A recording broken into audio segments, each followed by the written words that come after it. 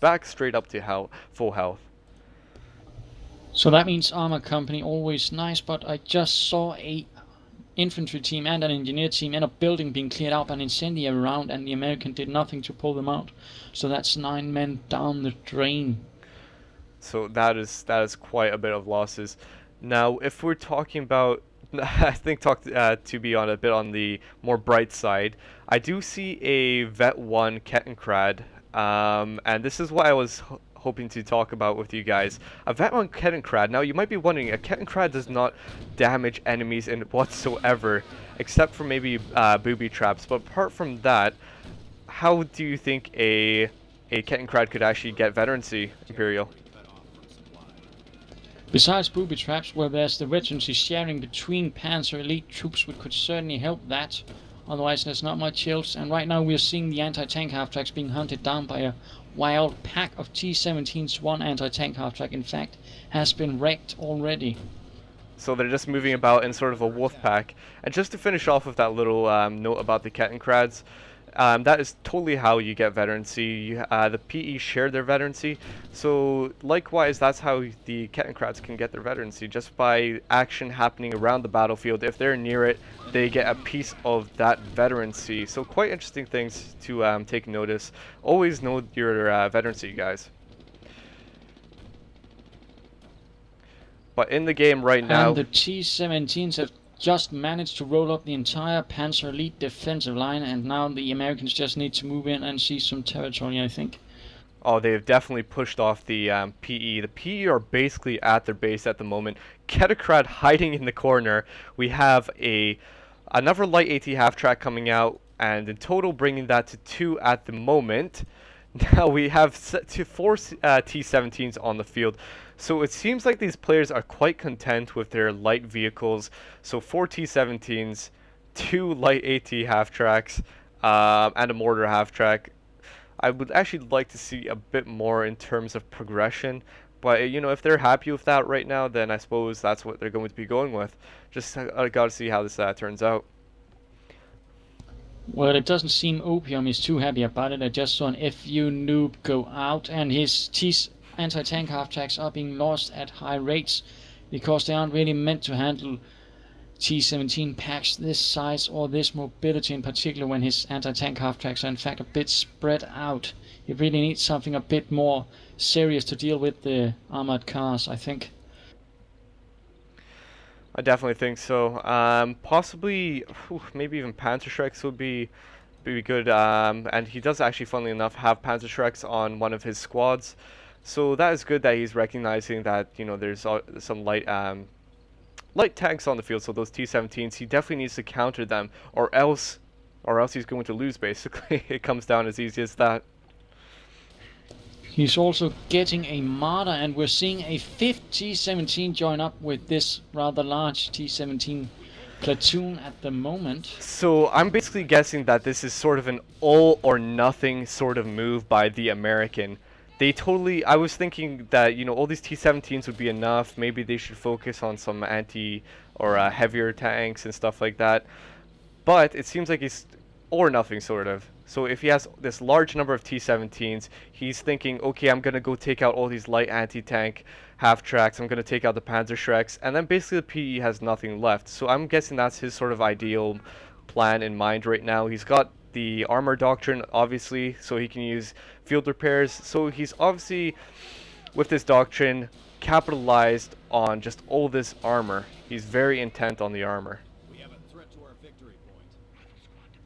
Quite so indeed, and he's certainly exploiting the fact that Mr. Opium doesn't really have any solid anti-tank assets or anything to really block him off with. And right now his Panzerschreck teams are being hunted down one by one because, again, he's not really even focusing his anti-tank assets, it seems. His T-17s are definitely acting like a wolf pack, it seems like. It's traveling about, being such a hassle across the entire map at the moment. Indeed, and now we're seeing the Panzer Support Command upgrade, so he might be hoping for a Panzer IV to clear out this mess. I would definitely say that's a good thing at the moment, because these T-17s, although they may be able to penetrate the light AT half-track and the other half-tracks, There's no way that they could penetrate the Panzer IV as easily. Now, there's a 6th T-17 coming out.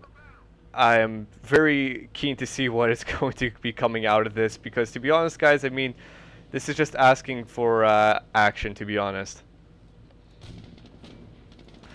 And here we go, guys. The first engagement is occurring. We have field repairs coming down on all these T-17s. The first light anti-half-track, light AT half-track going down.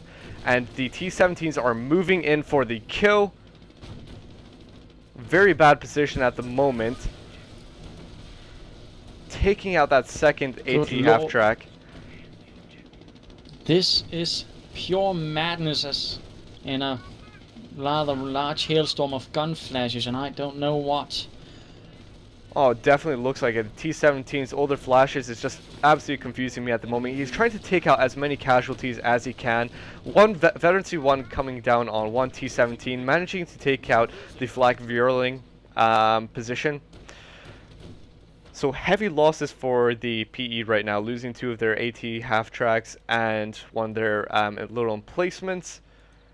But the one T-17 coming down. They lost themselves were a single T-17, otherwise they just made a dash for it and then made their way out of it again for some reason. Now, if you were in the PE's position, Dane, what do you think would be the best thing to do at the moment?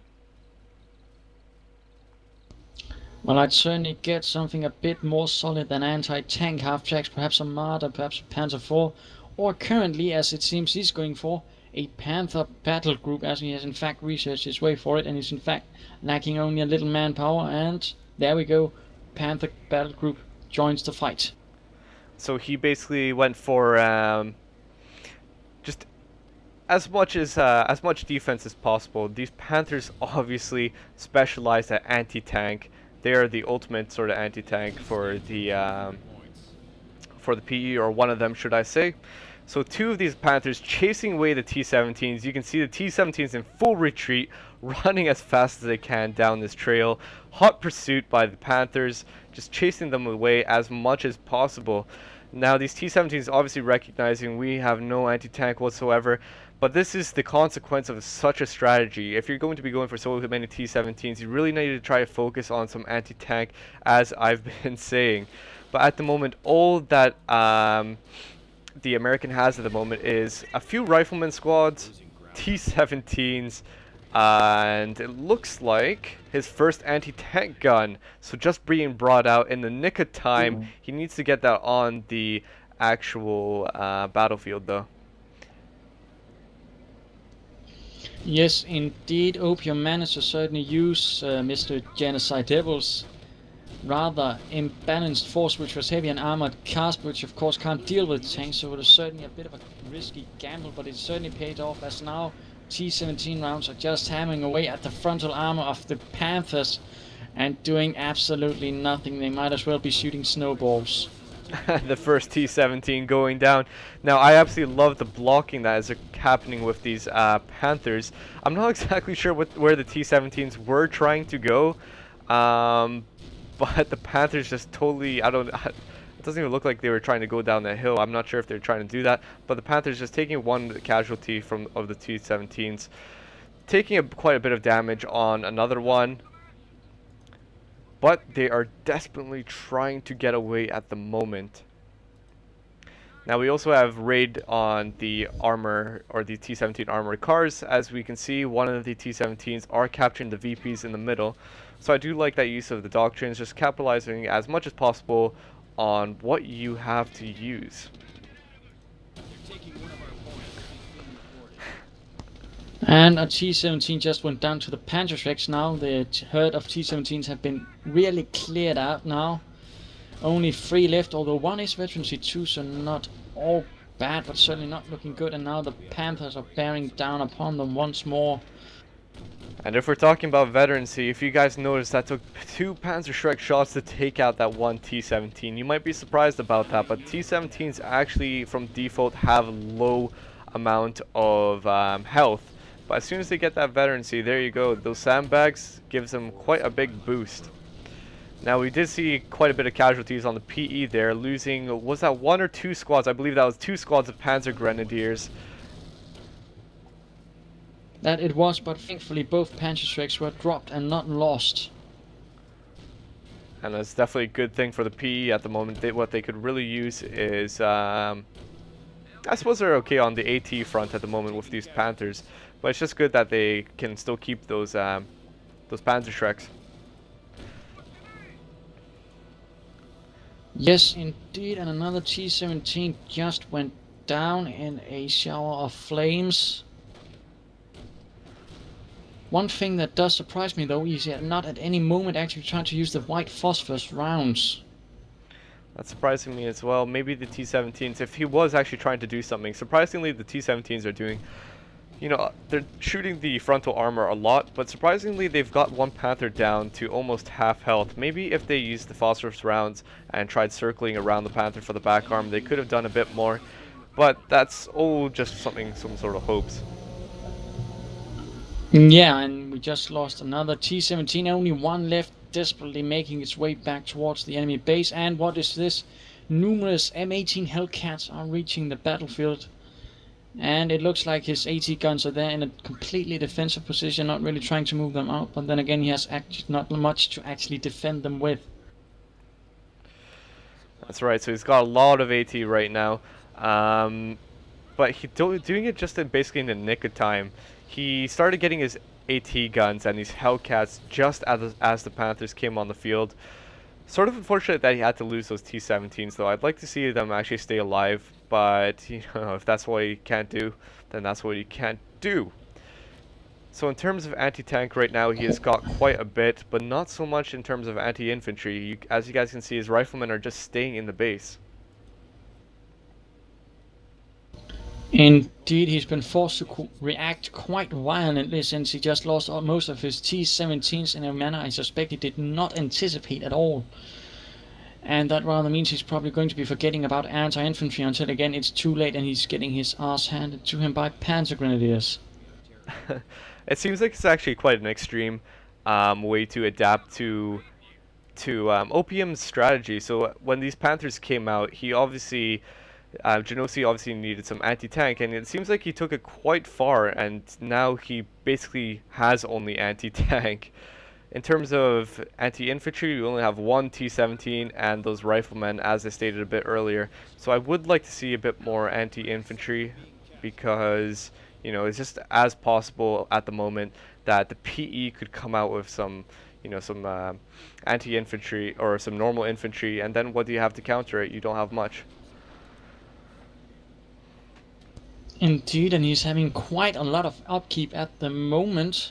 He really needs something to lower it, I think. I mean, he has the supply out, but he's not really using it. And now he's moving out in a rather curious formation. M18s at front with T-17s right behind it. And here we go, guys. The little engagement on the center. We had that flak trying to be built from the Luftwaffe, but unfortunately taking some hot shots from these Hellcats, not being able to get it down. Indeed not. The Luftwaffe field troops quickly pulling back to set up the Flak 88 at a slightly more safe position.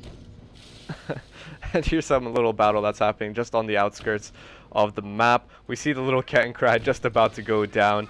I think obviously the